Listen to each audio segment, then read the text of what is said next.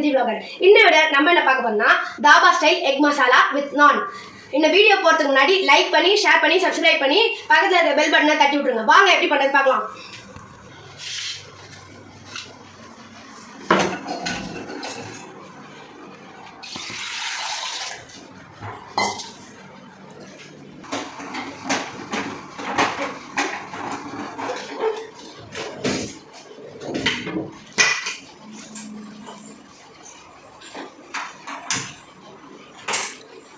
இது 2 விசில் விட்டதுக்கப்புறமா வந்து பார்க்கலாம்.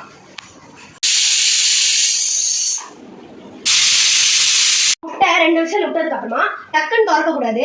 ஏன்னா விசில் செக் பண்ணிட்டு திறங்க, இல்லைன்னா பிளாஸ்ட் ஆயிடும். Oil 1 pinch of salt add பண்ணிக்கலாம். அப்புறமா அதே அளவு வந்து சில்லி பவுடர், டர்மரிக் வந்து கொஞ்சம் லைட்டாக எடுத்துக்கலாம். ஆனால் முட்டையை வந்து உள்ளே போட்டுக்கலாம். நல்லா சாட்டே பண்ணிக்கலாம். ரொம்ப கருக்க விட்டுக்கூடாது. அந்த மசாலாலேயே நல்லா சாட்டே ஓவர் குக் பண்ணக்கூடாது. ஏன்னா நம்ம கிரேவி தானே பண்ண போகிறோம். ஆஃப் பண்ணிவிட்டு இப்போ நம்ம இதெல்லாம் பிளேட் வச்சுட்டு மசாலா பண்ண ஆரம்பிக்கலாம்.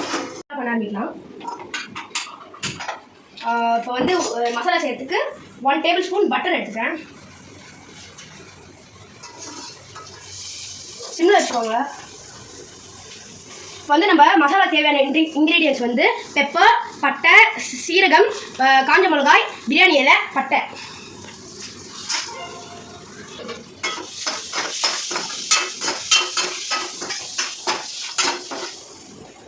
இப்போ வந்து நம்ம நல்லா நீட்டாக சாப் பண்ண ஒரு ஆனியனை சேர்த்துக்கலாம். அரைச்சா ஜிஞ்சர் கார்லிக் பேஸ்ட் போட்டுக்கலாம்.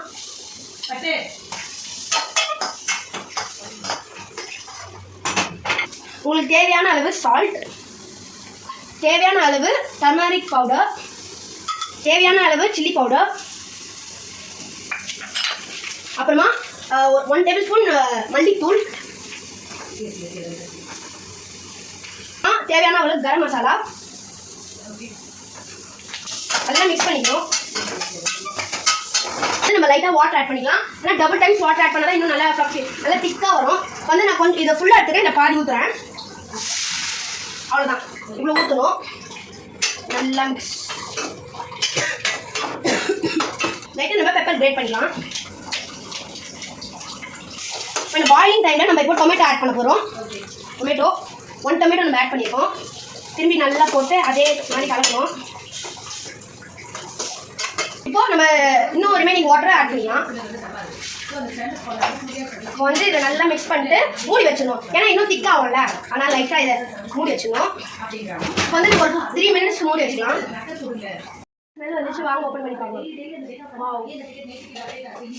இந்த மாதிரி நல்லா இருக்கணும். அப்புறமா நம்ம சாட்டே பண்ணி வச்ச 4 eggs ஆட் பண்ணிடலாம். நல்லா இது தட்டிக்கணும். கொரியண்டர் லீஃப் கட் பண்ணிக்கலாம்.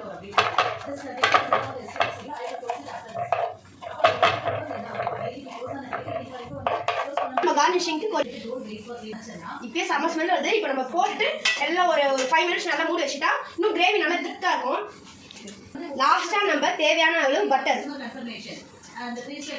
நம்ம செய்யறது தாபா ஸ்டைல் மசாலானால இது நல்லா திக்காக இருக்கும். அதனால இன்னும் கொஞ்ச நேரம் மூடி வச்சுக்கலாம். பட்டர் ஆட் பண்ணிட்டு 5 minutes கம்மா பார்க்கலாம். அந்த டைமில் இப்போ நம்ம நான் செய்ய போகிறோம்.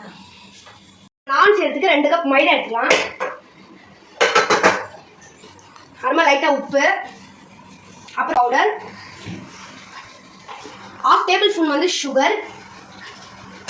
இந்த நான் வந்து நல்லா ஃப்ளஃபியாக வரதுக்கு 1 cup மில்க் சேர்த்துக்கலாம். இது அப்படியே ஊற்றக்கூடாது, கொஞ்சம் கொஞ்சமாக ஊற்றி மிக்ஸ் பண்ணிக்கணும். அதுக்கு முன்னாடி நம்ம ஆயில் சேர்த்துக்கலாம். ஃபஸ்ட்டு ஆயில் 1 tablespoon நல்லா ஊற்றிக்கணும். ஆயில் அப்போ தான் ஃப்ளஃபியாக இன்னும் ஃப்ளஃபியாக வரும். ஆயில் ஊற்றியாச்சு. நம்ம ஹேண்ட்ஸ் நல்லா வாஷ் பண்ணிட்டு இந்த மில்க்கை ஊற்றி நல்லா கையோடு நல்லா பிசையலாம். ஃப்ளஃபியாக அப்போ தான் வரும். நல்லா இப்போ லைட்டாக ஊற்றிட்டு நல்லா சாஃப்டாக பிசையணும். நல்லா கட்டியாக பிசையக்கூடாது, சாஃப்டாக பிசையணும். லைட்டாக இன்னும் பால் நல்லா ஒட்டிருக்கக்கூடாது. இந்த மாதிரி நல்லா சாஃப்டாக பால் ஊற்றி பிசைஞ்சிட்டு இதை அப்படியே திரட்டக்கூடாது. நான் ஈர துணியை நல்லா வாட்டரில் நல்லா ஈரம் பண்ணி வச்சுருக்கேன். இதை மாவு மேலே போடக்கூடாது. இது அவுட் சைடாக இருக்க இந்த மாதிரி வச்சுட்டு ஒரு 2 மினிட் ஒரு அரை மணி நேரம்னே 15 மினிட்ஸ் ரெஸ்ட் பண்ண நான் பேட்டரை எடுத்துக்கலாம். இப்போ வந்து நம்ம ஓப்பன் பண்ணி பார்க்கலாம். சாமான் அதுக்கு மேலே நம்ம இன்னும் எக்ஸ்ட்ராவாக கொஞ்சம் வந்து நம்ம ஃப்ரெஷ் க்ரீம் ஆட் பண்ணிக்கலாம். போட்டாச்சு. வந்து நல்லா மிக்ஸ் பண்ணிக்கலாம். இப்போ நம்ம நல்லா ஃப்ளஃபியாக இருக்கா, இதை நம்ம அப்படியே திரட்டக்கூடாது. நல்லா சாஃப்ட் பண்ணி கட் பண்ணிக்கணும். நல்லா இந்த மாதிரி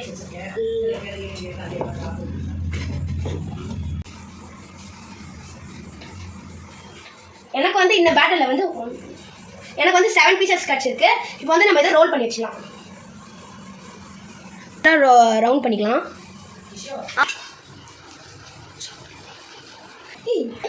நல்லா வெந்திருக்கு. நம்ம நான் செஞ்சுட்டு இது எப்படி இருக்குன்னு டேஸ்ட் பண்ணி பார்க்கலாம். ரெடியா? தோ ரெடி. ஓகே. ஆனால் முட்டைலாம் நல்லா சாஃப்டாக வந்துருக்கு.